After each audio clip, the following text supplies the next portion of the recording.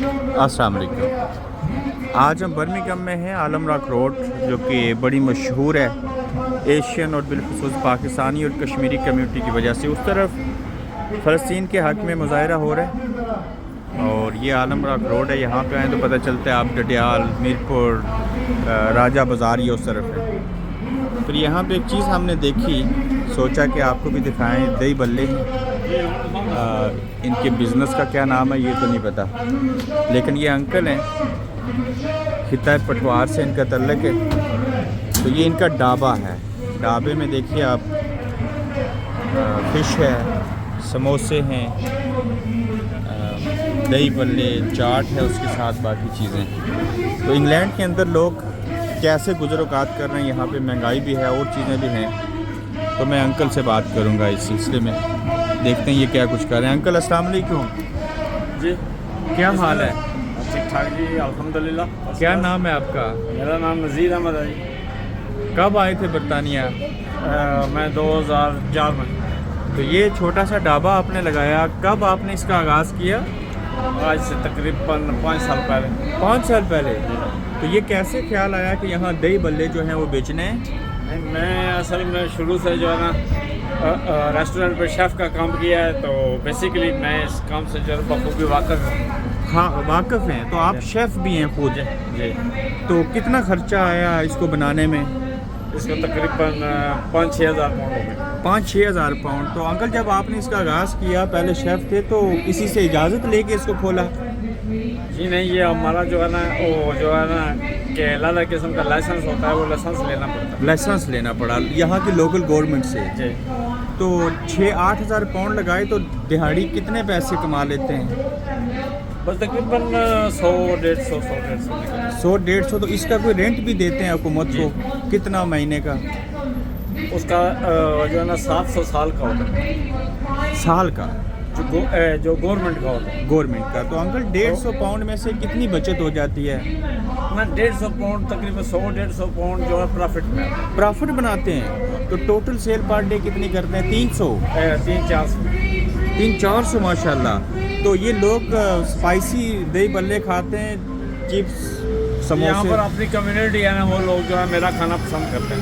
عورتیں زیادہ کھاتی ہیں دہی بلے؟ کھٹی میٹھی چاٹ ہوتی ہے، دہی بلے ہوتے ہیں، گول گپے ہوتے ہیں، گول گپے وغیرہ۔ تو فش پکوڑا ہوتا ہے۔ سوری کیا ہوتا ہے؟ فش پکوڑا ہوتا ہے، چکن پکوڑا ہوتا ہے۔ تو آپ کہاں سے؟ پاکستان سے؟ میں پاکستان گجران سے۔ پاکستان میں ہوتے تو ایسا ڈھابہ لگاتے؟ نہیں، پہلے ہمارا ادھر تھا، ہمارے بزرگوں کا۔ پاکستان میں بھی؟ ہاں، ریسٹورنٹ تھا۔ تو باپ دادا کی لیگسی کو آگے بڑھا رہے ہیں؟ جی۔ تو اس پہ خوش ہیں جو کام کر رہے ہیں؟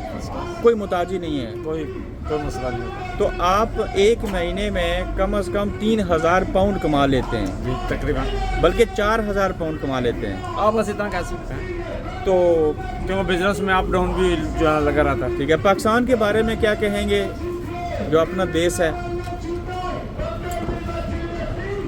اس کے بارے میں اور کیا کہنا ہے کہ اس کے حالات بھی خراب ہیں۔ ویسے ہماری جان ہے، پاکستان ہماری جان ہے۔ جان ہے؟ تو یہ آپ کی جان کے اندر جان کب پڑے گی؟ نہیں پڑے۔ آپ اتنے ایموشنل ہو گئے ملک کا نام سن کے، کیوں آنسو آ گئے آپ کی آنکھوں میں؟ ان لوگوں نے تباہ کر دیا اس ملک کو، کہ اگر اس ملک کے حالات صحیح ہوتے تو ہمیں یہاں پر جو کام کرنے کی ضرورت۔ تو انکل آپ کی خواہش تھی کہ وہ ملک ٹھیک ہو جائے تو میں وہاں چلا جاؤں؟ جی بالکل۔ اب بھی امید ہے؟ اگر ٹھیک ہو گیا تو انشاءاللہ۔ انکل کون ٹھیک کرے گا؟ اللہ ہی ہے بس، جو ذرا پولیٹیشین پر تو کوئی امید نہیں ہے۔ کوئی ایک پولیٹیشین جس پہ تھوڑی سی امید ہے؟ عمران خان۔ عمران خان۔ آپ پاکستان میں ہوتے تو عمران خان کو ووٹ دیتے؟ بالکل انشاءاللہ۔ عمران خان کیوں اچھا ہے؟ اس لیے کہ وہ اسلام کی بات کرتا ہے اور ملک کی عوام کی بات کرتا ہے۔ تو انکل آپ اتنی ملک سے محبت کہ آپ کی آنکھوں میں آنسو آ گئے اس مٹی سے؟ وہ ہماری مٹی ہے، ہماری قبریں ادھر ہوتی ہیں، ہمارا کاروبار ادھر ہے، لیکن جب کوئی مرتا ہے ہم میں سے اس کو پاکستان صرف جو قبرستان کی طرح ہم یوز کر رہے ہیں۔ اب آپ یہاں رہ رہے ہیں، اتنا عرصہ ہو گیا، آپ کو کیا لگے پاکستان سے؟ کماتے یہاں پہ ہیں, کھاتے یہاں پہ, رہتے یہاں پہ ہیں, جی پھر بھی محبت ہے. محبت اللہ وہ تعالیٰ ہماری مٹی ہے. ہاں جب ہم مرتے ہیں تو ہمیں جو جہاز میں لے کے وہ جو ادھر دفن کرتا ہے. بے شک. تو آج بھی خواہش ہے کہ مر جاؤں تو اپنے گجر خان کی مٹی میں دفن کیا جائے. انشاءاللہ. بچے ہیں, آپ روئیں نہیں, اللہ تعالیٰ بہتر کرے. آپ کی محبت ملک کے لیے لازوال ہے. اللہ تعالیٰ آپ کے کاروبار میں برکت دے. آمین. بہت شکریہ.